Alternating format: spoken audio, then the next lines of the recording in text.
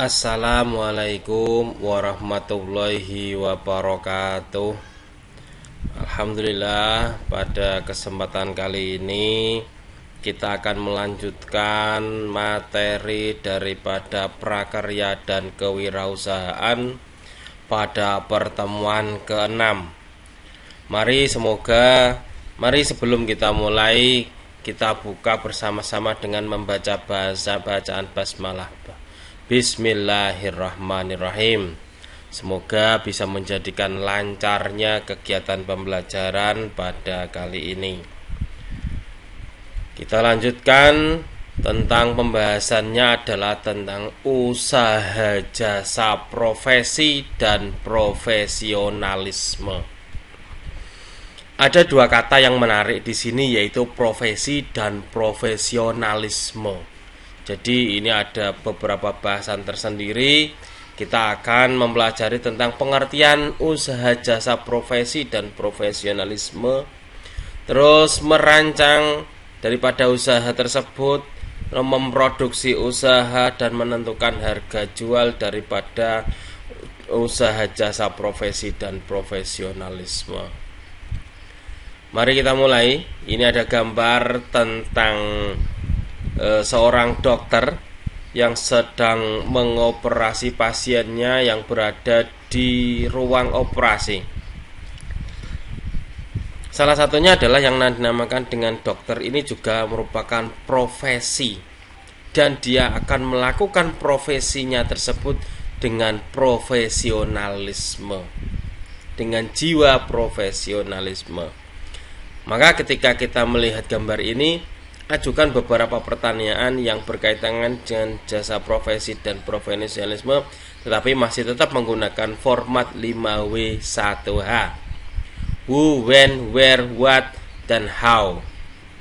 Who siapa, when kapan, where di mana, what apa, ya. How itu adalah bagaimana. Ini sudah setiap pertemuan pasti akan diulang tentang 5W dan 1H. Pengertian jasa profesi dan profesionalisme. Apa sih profesi itu dan apa sih profesionalisme itu? Kalau menurut daripada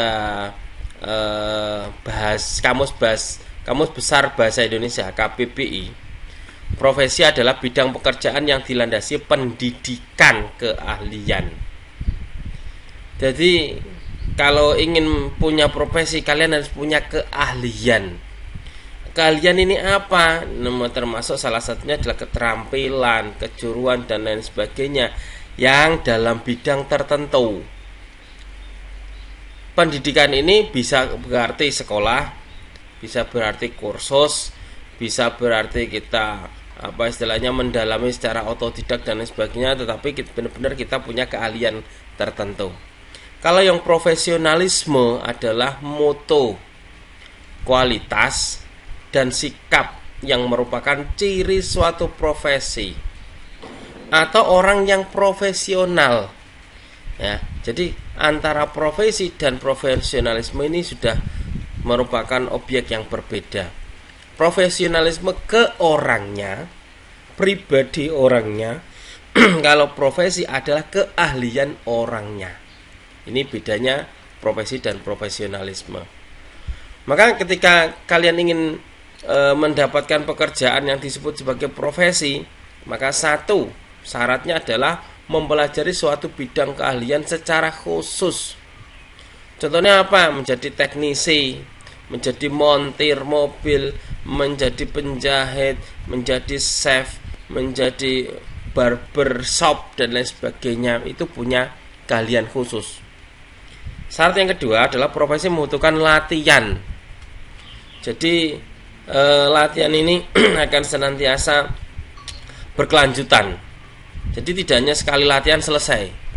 Nanti ada model baru, ada produk baru, ada kasus baru. Itu perlu dipelajari terus. Jadi jangan berhenti untuk berlatih. Yang ketiga syaratnya adalah profesi melibatkan aktivitas dan kegiatan intelektual. Ini bisa melibatkan intelektual kita atau kegiatan aktivitas kita. Contohnya adalah profesi daripada dokter, bidan, guru ini didapatkan dari sekolah, didapatkan dari belajar. Ya, nggak mungkin tahu-tahu orang bisa jadi dokter kalau tidak sekolah menjadi dokter. Ya, tahu-tahu menjadi guru tidak pernah mempelajari tentang hal-hal yang akan diajarkan. Nah, ini adalah syarat daripada ketika ingin mendapatkan pekerjaan sebagai profesi. Syaratnya lagi adalah profesi membutuhkan persiapan secara matang dan profesional. Jadi ini tidak sesuatu yang bisa langsung jadi saat itu juga, tidak bisa, tetapi harus dipersiapkan beberapa lama sebelumnya, yaitu dengan matang. Profesi mementingkan pelayanan kepada masyarakat umum daripada kepentingan pribadi. Karena apa? Profesi ini yang membutuhkan orang banyak, bukan hanya dirinya sendiri. Maka contohnya dokter melayani orang banyak. Teknisi bengkel, balik bengkel elektronika, bengkel mobil, bengkel motor, bengkel sepeda, atau bengkel-bengkel yang lainnya, itu juga untuk melayani masyarakat. Terus biasanya ada persatuannya. Contohnya di sini adalah dokter punya persatuan namanya Ikatan Dokter Indonesia. Pengacara juga punya persatuan. Guru punya persatuan. Ya. Pedagang aja punya persatuan. Semuanya, wartawan punya persatuan. Ini adalah biasanya profesi-profesi ini punya organisasi yang menyatukan mereka. Terus selanjutnya, usaha jasa profesi ini dapat diartikan sebagai kegiatan yang dilakukan untuk memberikan pelayanan tertentu pada orang yang membutuhkan.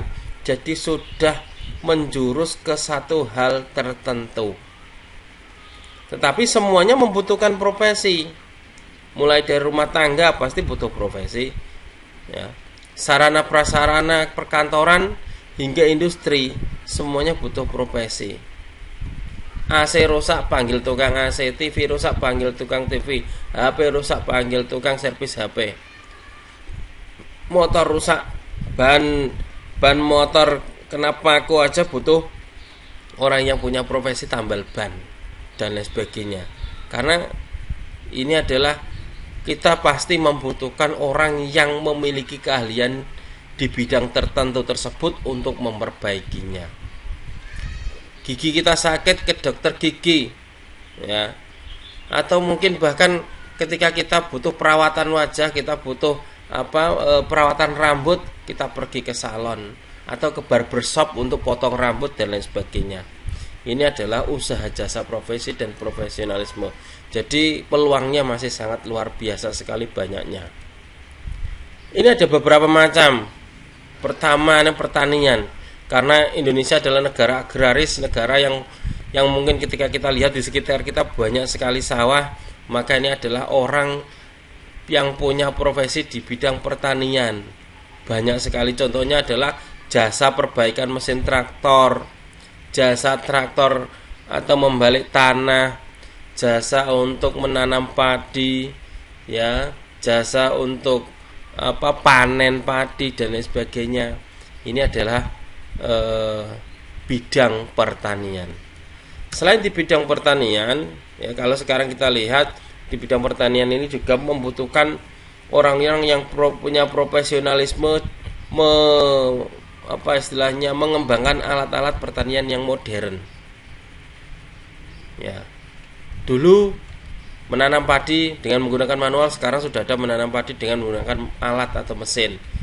Memanen padi dengan menggunakan manual dulunya, sekarang sudah pakai alat atau mesin. Ya. Dan lain sebagainya. Ini butuhnya apa? Supaya proses kita semakin cepat, proses kita semakin efisien ketika menggunakan alat-alat tersebut daripada menggunakan alat-alat yang tradisional. Ini adalah orang-orang yang punya profesionalisme di bidang pertanian. Selain pertanian ada perkebunan. Kalau kita lihat perkebunan apa sih? Banyak sekali perkebunan, seperti perkebunan sawit, ada perkebunan teh, ada perkebunan karet, ada perkebunan apa istilahnya buah-buahan dan lain sebagainya. Ini butuh orang yang punya profesi mulai dari menanamnya, merawatnya, memanennya, bahkan sampai mengolah. Kalau kita punya kebun pisang, nah kita butuh orang yang akan mengolah pisang tersebut. Kalau kita punya kebun jeruk, bagaimana kita akan mengolah jeruk tersebut? Ini adalah di bidang profesi perkebunan. Ya. Tetapi ini juga karena ada perkembangan teknologi, perkebunan sekarang itu tidak membutuhkan tempat yang luas. Maka salah satunya dengan menggunakan model hidroponik. Nah, ini juga merupakan pengembangan daripada penanaman perkebunan. Kalau perkebunan mindset kita, mungkin pikiran kita harus punya tanah yang luas dan lain sebagainya. Sekarang tidak harus punya tanah yang luas. Ini profesi juga sebagai apa? Petani. Tapi pertaniannya di mana? Di rumahnya sendiri. Dengan sistem apa? Sistem hidroponik. Nah, ini contohnya. Jadi ini lebih maksimal, lebih bersih, lebih apa istilahnya bebas hama dan lebih istilahnya bisa diandalkan ya ketika kita menggunakan hal ini. Ini kelihatannya sudah dibahas di kelas 10 waktu itu tentang tanaman-tanaman atau media tanaman. Jadi modelnya seperti ini. Ada juga di bidang pertanian. Di sekitar kita banyak sekali yang punya profesi petani tambak. Bisa tambak ikan bandeng, bisa ikan lele, bisa ikan nila dan lain sebagainya, ya. Atau mungkin langsung ke laut. Itu profesinya adalah sebagai nelayan. Itu juga bergerak di bidang perikanan. Atau mengolah hasil laut. Itu juga profesinya di bidang perikanan. Jadi mengolah hasil ikan-ikan, ya, mau dibuat lauk atau mau dibuat oleh-oleh atau mau dibuat makanan khas dan lain sebagainya, ini adalah punya profesi di bidang perikanan, ya. Ini contohnya. Jadi kalau mungkin di sekitar kita, karena kita daerah pesisir, pasti tidak asing dengan kegiatan yang bergerak di bidang perikanan ini. Bahkan juga ada namanya masuk ke dalam juru masak perikanan yang handal. Nah, ada chef khusus ikan, masakan ikan. Itu juga dibilang profesionalisme di bidang perikanan. Bagaimana cara mengolah daging ikan yang benar, membuang duri ikan yang benar, bagaimana cara memotong daging ikan yang benar. Ini ada ilmunya semuanya. Ya, itu masuknya ke dalam juru masak chef yang handal dalam mengolah hasil laut Nusantara. Karena 66% ya luas negara kita adalah laut. Yang dalam bentuk daratan hanya 33% saja. Atau bidang peternakan. Nah, ini juga bidang profesi. Banyak sekali peternakan, baik itu unggas yang punya kaki 2, baik unggas yang tidak bisa terbang maupun unggas yang bisa terbang. Ya. Ada juga yang hewan yang berkaki 4 yang bisa dimakan atau hanya sebagai hiasan. Ini adalah profesi di bidang peternakan. Peternakan kucing. Kucingnya kucing yang bisa dijual dengan harga mahal. Atau peternakan kambing, peternakan sapi, atau mungkin peternakan kelinci dan lain sebagainya adalah bisa dibilang di bidang peternakan. Ya. Ini sampai sekarang masih sangat luas sekali peluang usahanya. Ya. Atau di bidang industri. Kalau kita punya keahlian khusus, contohnya kalau di bidang industri adalah kita punya keahlian dalam bidang keuangan. Kita profesinya sebagai accounting. Nah, makanya kita dibutuhkan. Ada namanya contohnya digital marketing. Kita punya keahlian menjual barang atau perusahaan barang-barang dari perusahaan tersebut dengan menggunakan media sosial. Itu contohnya. Atau kita punya keahlian dalam bidang mendesain, baik itu desain grafis ya, atau desain interior, atau desain-desain yang lainnya, itu juga punya keahlian, namanya adalah skill daripada desainer. Atau desain baju juga bisa. Bahkan konsultan pun ya, contoh konsultan teknik, ada konsultan bangunan, ada konsultan apa istilahnya rumah tangga, ada konsultan siapapun itu namanya konsultan, itu juga masuk ke dalam profesionalisme. Atau yang sedang boom sekarang, bidang usaha teknologi informasi, karena kebutuhan daripada konten-konten media sekarang semuanya dengan menggunakan teknologi, dengan menggunakan baik itu menggunakan handphone, menggunakan komputer, menggunakan laptop, menggunakan tablet dan lain sebagainya. Banyak sekali peluang usaha profesi di sini. Contohnya adalah desainer web, membuat tampilan website, animator, membuat kartun, editor audio video, ngedit video atau film, teknisi jaringan komputer, menyediakan jaringan internetnya, desainer database, menyimpan data, bagaimana kita menyimpan data-data barang atau menyimpan data-data yang dibutuhkan dari perusahaan. Dan graphic design, kita membuat desain daripada grafis. Banyak sekali ini adalah peluangnya ya. Atau bidang otomotif ya, sejak sebelum Indonesia merdeka itu sudah mulai ada kendaraan bermotor, bahkan sampai sekarang ya, ini masih sangat dibutuhkan. Contohnya ada sepeda motor, ada mobil, ada kereta api, ada pesawat terbang dan sebagainya. Ini maksudnya di bidang otomotif. Dan ini masih sangat menjanjikan. Nah, kalau kita punya keahlian sedikit aja di bidang sepeda motor seumpamanya, menerima tambal ban dan ganti oli, itu juga sudah bisa dibilang profesinya sebagai bengkel. Nah, ini contohnya.